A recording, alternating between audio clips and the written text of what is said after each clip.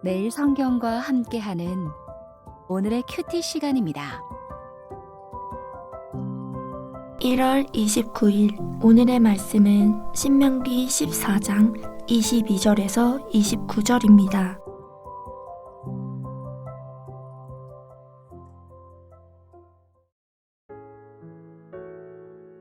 너는 마땅히 매년 토지 소산의 11조를 드릴 것이며 내 하나님 여호와 앞 곧 여호와께서 그의 이름을 두시려고 택하신 곳에서 내 곡식과 포도주와 기름의 11조를 먹으며 또 내 소와 양의 처음 난 것을 먹고 내 하나님 여호와 경외하기를 항상 배울 것이니라.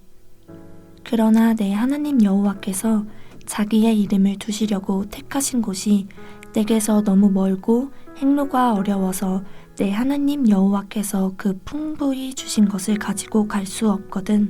그것을 돈으로 바꾸어 그 돈을 싸가지고 내 하나님 여호와께서 택하신 곳으로 가서 내 마음에 원하는 모든 것을 그 돈으로 사되 소나 양이나 포도주나 독주 등 내 마음에 원하는 모든 것을 구하고 거기 내 하나님 여호와 앞에서 너와 내 권속이 함께 먹고 즐거워할 것이며 내 성읍에 거주하는 레위인은 너희 중에 분깃이나 기업이 없는 자이니 또한 저버리지 말지니라.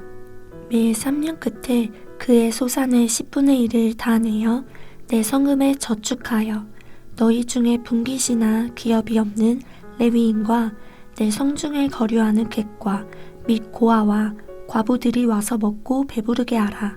그리하면 내 하나님 여호와께서 내 손으로 하는 범사에 내게 복을 주시리라.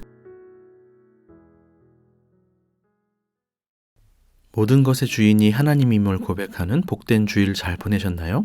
하나님은 주일뿐 아니라 모든 날의 주님이시고 모든 것의 주인이십니다. 오늘은 신명기 14장 22절부터 29절 말씀을 묵상하는데요. 11조가 주제입니다. 11조 역시 우리가 가진 모든 것의 주인이 하나님임을 인정하는 구체적이고 물리적인 신앙 고백이라고 할 수 있습니다. 오늘 말씀을 통해 11조 정신을 잘 배워서 하나님을 경외하는 삶 살기를 축복합니다. 본문은 크게 두 가지 11조에 대해서 알려주고 있습니다. 22절부터 27절까지는 매년 드리는 11조에 대해서 말씀하고요. 28절부터 29절은 매 3년마다 드리는 11조에 대해서 말씀합니다. 두 11조가 각각 별개의 것인지 아니면 동일한 것인지에 대한 논쟁이 있습니다. 신명기 26장에도 셋째 해 드리는 11조에 관한 말씀이 나오는데요. 70인역 성경에서는 셋째 해 11조를 두 번째 11조라고 번역하기도 합니다. 전통적인 랍비들의 해석도 비슷합니다.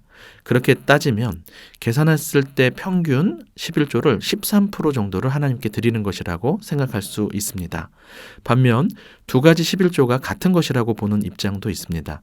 안식년은 수학이 없기 때문에 11조가 없고 안식년을 기준으로 첫 번째, 두 번째, 그리고 네 번째, 다섯 번째 해의 11조는 하나님이 택하신 곳에 드리는 반면 세 번째 해와 여섯 번째 해의 11조는 성읍에 드리는 것으로 보는 입장입니다. 두 입장은 구체적인 11조의 분량의 차이가 있을 수는 있지만 두 11조가 동일하든 별개이든 상관없이 셋째 해 드리는 11조는 지방 성읍에 저장되어 지방 성읍을 중심으로 사회적 약자들을 돌보는 데 쓰였다는 사실은 같습니다. 참고로 레위인은 매년 드리는 11조에서도 강조되고 매 3년 끝에 드리는 11조에서도 맨 처음 언급되어 강조가 되는데요. 이는 신명기 12장에 나타나는 제2중앙화로 인해 레위인의 일터가 사라짐으로 사회적 약자로 전락하는 상황을 보여주기도 하는 것 같습니다. 이와 같은 내용을 참고하며 본문에 나타나는 11조에 대한 내용을 7가지 정도로 정리하려고 합니다. 먼저 22절에 보면 마땅히 드려야 한다고 말합니다. 원어에도 11조를 드리라는 표현이 2번 반복되어 나올 만큼 강조하고 있습니다. 선택사항이 아니라 꼭 해야 하는 필수적인 것이라고 말씀하는 것이죠. 오늘날 11조와 관련하여 여러 입장과 이슈들이 있는 것이 사실이긴 하지만 구체적인 방법을 떠나 11조 정신을 실천하며 사는 것은 굉장히 중요한 의무이자 특권이라는 것입니다. 둘째로 23절에 보시면 11조 생활을 통해 여호와 경외하기를 항상 배울 것이라고 말씀하고 있는데요.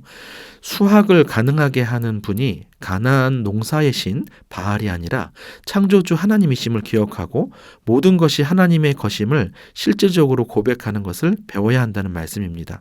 그러니 바알이나 돈과 힘을 의지하는 것이 아니라 하나님을 의지하며 모든 것이 하나님의 것임을 고백하는 경외가 11조 정신의 중요한 본질입니다. 참고로 11조와 관련된 내용이 처음 나오는 부분이 창세기 14장 멜기세덱이 나오는 본문입니다. 이 시간 자세히 살필 수는 없어서 따로 꼭 읽어보시면 좋겠는데요. 아브라함이 롯을 구하기 위해 전쟁에 뛰어들고 그로 인해 소돔을 비롯하여 여러 나라를 위기에서 구하게 되는 장면입니다. 이때 살렘 왕 멜기세덱이 아브라함을 축복하는데 창세기 14장 19절에 보면 하나님을 천지의 주제라고 소개합니다. 그리고 이때 아브라함이 11조를 멜기세덱에게 줍니다. 멜기세덱은 물품을 다시 가져가라고 하지만 아브라함 역시 천지의 주제이신 하나님께 맹세한다면서 물질을 하나도 가져가지 않겠다고 합니다. 11조와 관련된 가장 본질적인 부분이라 할 수 있는데요.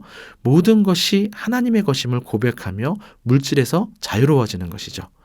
셋째로 11조로 바쳐야 할 목록을 살펴보시면 22절의 토지소산, 이게 제라, 즉 씨를 뿌려 얻은 수확을 가리킵니다. 또 33절에 곡식, 포도주, 기름 등도 나타나는데요. 이것들은 모두 농경과 관련합니다. 현재 이 말씀이 주어지는 공간은 광야이죠. 그런데 11조 명령을 통해 농경 생활과 연관된 내용이 나타나는 것은 어떤 의미가 있을까요? 맞습니다. 하나님께서 가나안 땅에 들어가게 하셔서 여러 농산물을 수확하게 하신다는 약속 성취가 들어가 있는 것이죠. 주신 것이 하나님의 것이라는 의미로 11조를 드리는 것이지만 또 다른 한편으로는 앞으로 주실 것에 대한 믿음의 고백이기도 한 것입니다.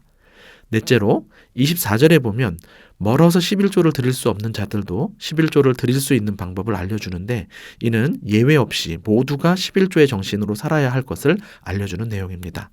다섯째로 26절에 보면 너와 내 권속이 함께 먹고 즐거워할 것이며 라고 말씀합니다. 하나님 앞에서 먹고 즐거워한다는 것이 11조 의무가 된다는 사실이 개인적으로는 새롭게 다가왔습니다. 11조가 이렇게 기쁨의 축제가 되는 이유는 모든 것이 하나님의 것임에도 하나님이 우리를 위해 주셨음을 알고 감사하기 때문입니다. 그래서 감사한 마음으로 그 기쁨을 다른 사람들과 함께 나누어야 한다는 것이죠. 여섯 번째로 27절에 레위인을 저버리지 말라는 말씀을 통해 하나님의 것을 하나님의 뜻을 위해 사용해야 함을 알려줍니다. 분깃이나 기업이 없기 때문이기도 하고 성소에서 하나님의 일을 감당하기에 함께 책임을 지라는 것이죠. 29절에는 레위인만이 아니라 성중에 거류하는 이방인과 고아와 과부들까지 배부르게 하라고 하는데요. 이는 성경 전체에서 강조하는 바 연약한 자들을 위한 돌봄이 곧 하나님께 드리는 일임을 알려주는 것입니다. 그리고 마지막입니다. 29절에 보면 하나님께서 내 손으로 하는 범사에 내게 복을 주시리라고 말씀합니다. 여기서 범사는 마아세르라는 단어이고 11조는 아사르라는 단어로 일종의 언어 유희가 담겨 있습니다.